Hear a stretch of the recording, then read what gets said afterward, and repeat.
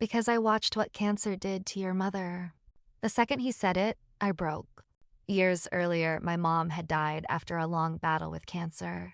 I remembered every hospital visit, every sleepless night, every prayer, every moment I spent hoping she'd survive.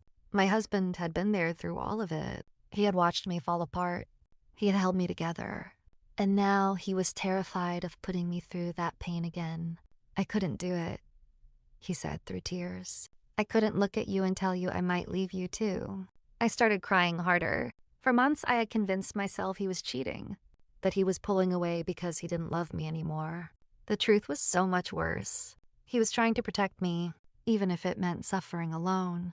Then he walked into our bedroom and returned with a folded envelope. The paper was worn from being opened and closed countless times. My name was written on the front. "What is this?" I asked. His hands trembled. "A letter." I felt sick. What kind of letter? He couldn't look at me. The kind I wrote in case I didn't make it. My heart shattered.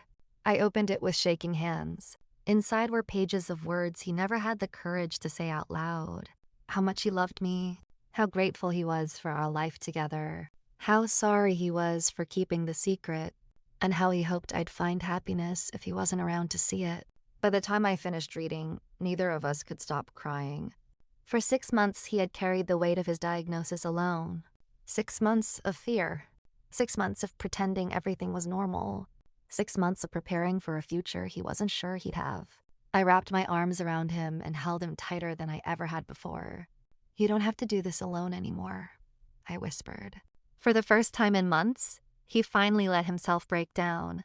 And for the first time in months, he wasn't carrying the burden by himself. That night, we sat together until sunrise, talking, crying, laughing at old memories, making promises, because neither of us knew what the future held. But we knew one thing. Whatever happened next, we'd face it together.